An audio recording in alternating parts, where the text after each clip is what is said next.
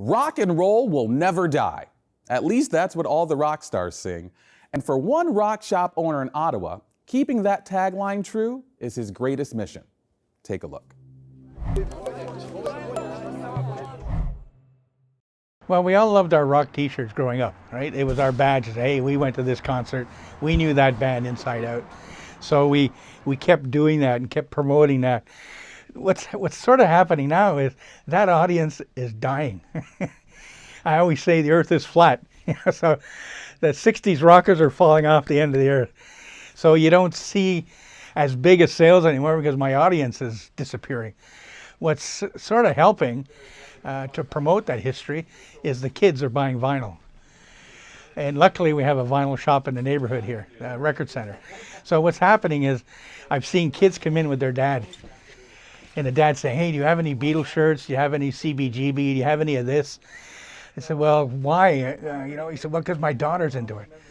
She's wearing my t-shirt. So slowly it's coming back, right? The kids are, I think, getting fed up with the generic music that's out there. And they want to click into something that, first of all, links them to their parents, something that they thoroughly enjoy now, and maybe they're passing it on to their grandkids. Pandemic has been a couple of things, definitely hard on everybody.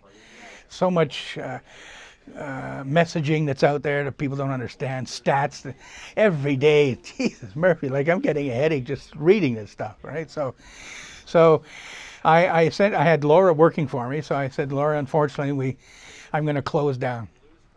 So we officially closed down March 21st and didn't reopen until May. And during that time, I was, because my expenses were kind of low, I still had the big space next door, so the rent was kind of high. But my landlady jumped into the programs, and she offered me a rent reduction, which was almost like 75%, right? So my rent dropped from, $2,700 to $500 or $600. So I think when you do that, you're not buying a lot of clothing. Your inventories are down. You've come back from vacation, so you're not in a rush to get to work. So really it was just trying to understand where we were going to go from there. The city of Ottawa all of a sudden said, everybody's got to wear a mask. You got to wear it on the bus. People were scrambling, okay? And I had, the store next door had really big windows, so I just flooded the window with masks. Well, that was the activity that saved the business. People were coming in buying 2, 3, 4 masks at a time at $20 a pop here. But my masks were so different. They were the Rolling Stones, the Beatles, Queen, all the pop culture. Everything else out there was medical masks. And right, so people said, I don't want to do that. I want to show my rock and roll. So it became the new T-shirt as far as I'm concerned. You're covered up, but you got the rock mask. And we go, hey man, you're a Pink Floyd fan, you're a Zeppelin fan, you're a Beatle fan. So that's what kept it going. It's one of those things, right?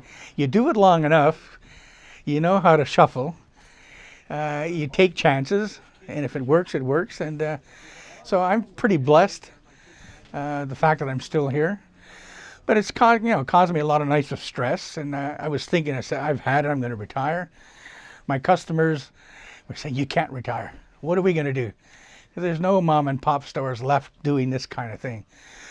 So the gals who were here, it's a curated nest, decided, you know what, we'd like a bigger space, we want your space. So I talked to my landlady, we did the switch.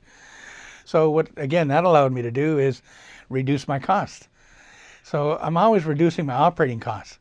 I'm not ordering as many clothing as I used to. So now, in my suppliers, I've been with them, 15 years, some of them. They've been great. They said, Bob, you don't need to order $2,000 worth of clothing. Order, a couple $100 of t-shirts here, some socks. So your monthly income or expenses were really down, and your revenues are through the roof. So, it's a win-win situation. Well, what I've done, I'm Hindenburg. I'm now at 1114A Wellington Street, which is next door to the Fabgears store, which was 1112 Wellington. I was there for 7 years. And the reason I've changed names, I've rebranded the store, is because I was planning on retiring. And in December, I'm going, I'm not going to retire. But I've committed to changing what the store's about. So I came up with a new name, Fabgears Rock Shop, where legends are dressed. and essentially get that message out. I prefer if the shirt don't fit, you come in, you try another one on. People like to feel the fabrics with clothing. It's amazing. You'll come in and go, oh, I love that. Oh, can I try this? So that's the big difference. I'm not out to make a gazillion dollars. I stick the way I am, old school. Come on in and talk to the owner.